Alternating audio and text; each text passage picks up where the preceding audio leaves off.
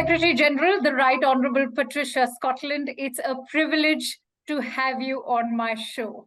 In fact, on CNN News 18. How have you been? Well, I've been absolutely fantastic, and I'm so glad to be here with you, not least because, as you just know, we have just completed the Commonwealth Women Affairs Ministers meeting in the Bahamas. And during that meeting, we received the fantastic news that India had succeeded in launching on the south side of the moon. Right. And the leader of the team was a woman. So we were celebrating, the whole of the Commonwealth was celebrating India's brilliant success, but we did take a special little delight that it was a woman who got India there. It's actually so significant that you mentioned Chandryaan 3's landing. And we, of course, are connecting at a very significant critical juncture.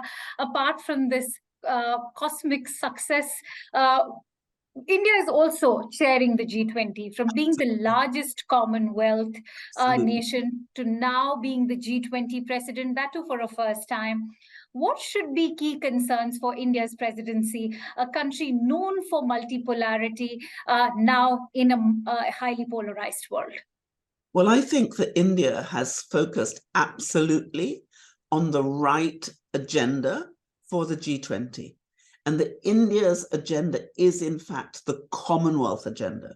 So what we want to encourage is that India should go full speed ahead on the issues that she has identified, because they are very much at the heart of what our Commonwealth is now seeing. You know the issues that we have in relation to climate change.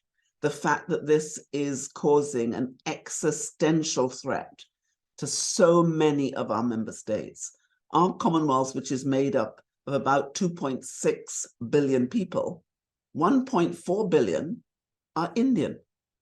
But if you look at India, the size of India, the nature of India, the fact that India has the topography, which really reflects the rest of the Commonwealth, you will see that what India does in trying to struggle to meet the needs of her 1.4 billion people very much reflects what the Commonwealth aspires to do in relation to it. So we remain really committed to working closely with the government of India to achieve our shared goals. And this opportunity to chair is absolutely critical. Secretary General, there's been a lot of debate and consultation to break the deadlock as far as inclusion of the Ukraine war in the upcoming joint declaration of G20 is concerned. At the same time, there's a need for reforming global financial system amid crushing debt crisis. Of course, a very critical issue that you just mentioned, climate action, there's gender equality, poverty. Should the war in Ukraine be the only priority for G20? Well, I would say that it can't be the only priority. If you look at the issues that are troubling us, and you have just highlighted them, where you have a situation where we have had 7,000 more critical issues in relation to climate disasters, where we have rising debt, where we know that the international financial institutions need to be changed. And you understand, of course, that India is chairing the Commonwealth Finance Ministers Action Group on the reform of the international financial institutions.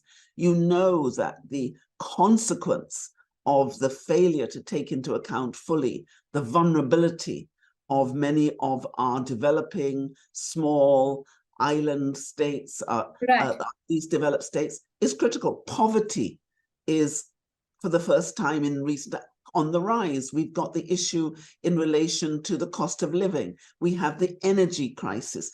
All of these issues are of acute importance to everyone. The G20, if you look at, and I come back to climate change, if you look at climate change, G20 countries are responsible for 80% of the greenhouse gases. The True. small and island developing states and the least developed are only responsible for 5%. We have the huge issue coming up as to how we fund this. These are critical issues which the G20 must address. I'm not saying that the Ukraine-Russia conflict is not important. Of course it is. But it cannot be the only issue, because all of those other pressing existential global issues must be of acute concern to all of us, and certainly to the G20. Interestingly, that's also an opinion that's been shared by India as well. When we look at India now, it's of course emerging as the voice of the global South. What are the challenges of bridging that gap between the global South and the global North? And how can India make a difference? You also happen to belong to the Caribbean, which is of course an integral part of the global South. Yes. Well, the most important thing is, if you look at the technological divide that there is now, we know that there is a transformation happening, and the use of technology, the use of AI, all of these issues are going to widen the gap between those who are advantaged and those who are not. So we are really going to have to bridge that gap. All the things that India is doing on that technological front, the openness to share technology, to make sure that the global South has access to it, to ensure that women are fully engaged in this and are represented. These are issues which are really important. You will have seen what we've just done in the meeting that we had in relation to domestic violence and other issues in Bahamas on women. We said we have to enhance the role of women in climate finance. We have to increase the support for women generally, but specifically for women with disabilities. We've got to have more economic opportunities for women. We've got to have better representation in decision-making and greater protections for gender-based violence. And the outcomes means that we have to have a real roadmap for Absolutely. And that's an effort which will span across political sphere and all of civil society and across multilateral forums. But when we talk about the global South now, recently Prime Minister Modi also invited African Union to become permanent members of the G20. Now, considering the instability in Central Africa and the Sahel region, something we have most recently witnessed during the coups in Gabon and Niger, how crucial is it going to be for African Union to be part of G20, how important it is, and for India to cement its position as the leader of the global South?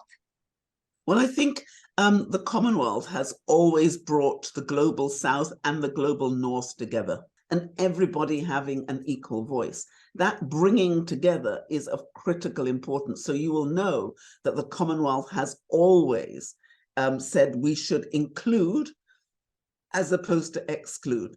The G20 is something which has been aspired to by many. And of course, that debate is going to be an incredibly important debate for all of those countries, both the global North and the global South. But the global South has to have a voice and have that voice strongly heard. And I'm very pleased that in the Commonwealth family, we have the opportunity for the global North to speak to the global South and to try and meld the solutions that we need. But you know, partnership is better when the partners are equal. True. So anything that delivers that equality, that sensitivity, that ability to leave no one behind is something which I hope we all aspire to deliver. It's very interesting that you talk about inclusivity and how Commonwealth has always upheld that aspect, and perhaps G20 can also learn quite a bit from that. Whether it's peace building or international finance, let's also examine the role of multilateralism. I know you've talked about how it's under tremendous pressure at the moment. Can Yes. G20, like the Commonwealth, reinvigorate multilateralism as a more democratic fora where all players are on equal footing? Well, I think it's an historic moment for people to look at where we are now globally. I think, as you know, we need more multilateralism because none of the problems we currently face are problems which are singular problems. If you just look at what's happened, we have had the global climate change crisis. We then had the health crisis from COVID. We then had the debt crisis. We've then had the conflicts that have come out. And it hasn't been one, it's been exogenous shock upon exogenous shock upon exogenous shock. So we have to build a resilient system which is now fit for the 21st century as opposed to the 20th and the 19th century. And to do that, we're going to have to do more. And that's why, you know, we are pressing hard for a universal vulnerability index. And we are pressing hard to say we need to reform the IFI. And that's what the Bridgetown Initiative is about. That's why India's leading the debate in terms of how we reform this new system. So, you know, I always come back to climate change in as much as if you look at the difference we are now to where we were before, people used to say that this existential threat was not real. We know it is real. It is destroying country after country. But we cannot have a thing where you say, okay, I'm a middle income country. But if, as a middle income country, it happened to the country of my birth, Dominica, middle income country, we were then hit by a hurricane in 2017, which destroyed 226% of our GDP. So we went from a middle income country to a no income country. And yet the international financial system couldn't swing into the reality. You know, and I wish that when you look at debt, when the hurricane takes everything, or when the landslide takes everything that you have invested in, I wish it took the debt with it, but it doesn't. It takes everything that you invested and it leaves the debt behind. And then you have to find more money to replace that which was taken away. And you don't have it because people are still treating you as your high income, your middle income, your low income. Those days are gone. We have to face the reality that we have now, and we can only face that reality together. All those exogenous shocks are global, and they're global shocks over which we, individual countries and individual people, had no control. And so we have to take control. Absolutely. And in fact, you're someone, Secretary General, who's also championed the cause for women and, you know, gender equality. What are your observations on the issue? Something that perhaps even G20 can also address. Remember, as I was pointing out earlier also, it's a collective responsibility that spans across political sphere and all of society, and should be a significant aspect of all of multilateral forums. Yeah, I agree with you. And we are saying very strongly that women and women's issues should be mainstreamed throughout everything that we do. Because if you look at the impact on women, women are 14 times more likely to be injured or suffered as a result of climate disaster. Women and girls are much more likely to suffer economic and other issues. So if this is our reality, we cannot allow this to continue, because this is a fundamental unfairness. But we also know if we want to have a really thriving economy, you have to have women and men engage in that. If you're not going to invest in women's genius, in women's opportunity, in giving them for small and medium-sized businesses, in science, in technology, in all these disciplines, we are not going to do that which we would otherwise be able to do. What if India didn't have the benefit of a brilliant female brain to lead that landing on the moon? It's not just India who would be discomforted, and we would all globally. And so I think this this imperative must be for us to deliver fairness. They say that unless we change radically, it'll take us 300 years to get parity between women and men. That is a disgrace. So we have to do more. And I think the G20 is a wonderful opportunity to make sure that we involve women in every single level. And that's why I told you we want women at the table. We want them to be represented in decision making, to be greater protections for gender-based violence, to have more women having a role in the fight of the climate finance, and women of disabilities also not to be left behind. Fair enough. Secretary General, fortunately, we also have a Prime Minister in India who advocates gender equality.